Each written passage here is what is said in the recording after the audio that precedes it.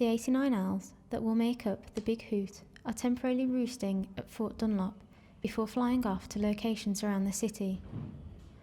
Wild in Art are behind the project. Well, the Big Hoot is about a huge, big public art project. So what we want to do is get art out of the gallery and into the public realm. And what better way of doing that than a magnificent owl? Ultimately, the project is also going to benefit our partners of the project, Birmingham Children's Hospital, when the big owls get auctioned off in October. And are you excited to see them in their new homes and see what the public makes of them? Am I excited? Are you kidding? It's extraordinary. When these owls go out, we've got a few long nights ahead of us, but next Monday when people come in and they see the owls, they'll be coming in blary-eyed after their big weekend. They'll be walking into work going, crikey, what's that owl doing there? That's fantastic. And what we want people to do is go around, see all the owls, tick them off.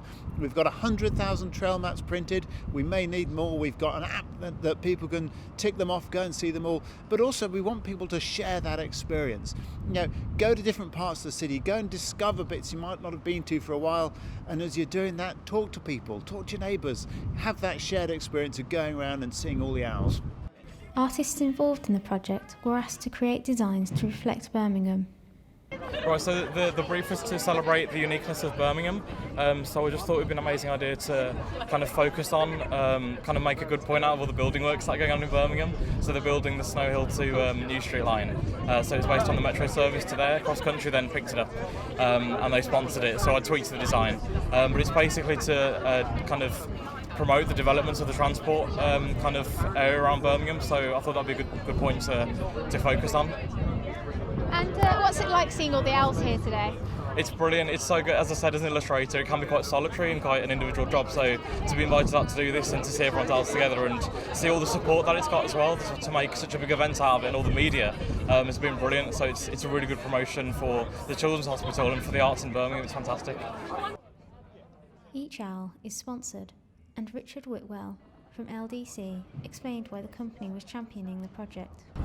Well, apart from supporting a couple of local charities that we've done tremendous work with in the past, that's the Birmingham Children's Hospital, it's a fantastic way to get involved in some of the local communities that we work with here.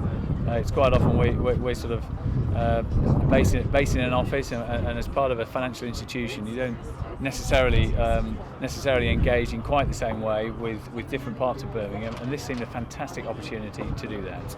I was approached by the Big Hoot to see if I would work with Lloyds. It was their 250th anniversary this year.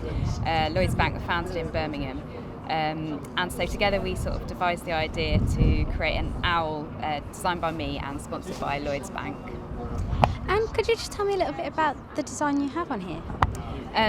My owl's called Priceless, and the idea behind it was to create something that looked from a distance like a kind of priceless, maybe like a Ming vase, or have a kind of really kind of delicate feel to it.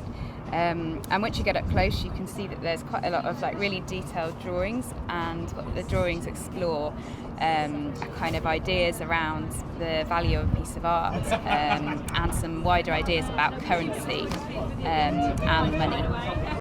The owls will remain in the city until September, when they'll be auctioned off to raise money for Birmingham Children's Hospital. Lindsay Smith for the Midland in Fort Dunlop.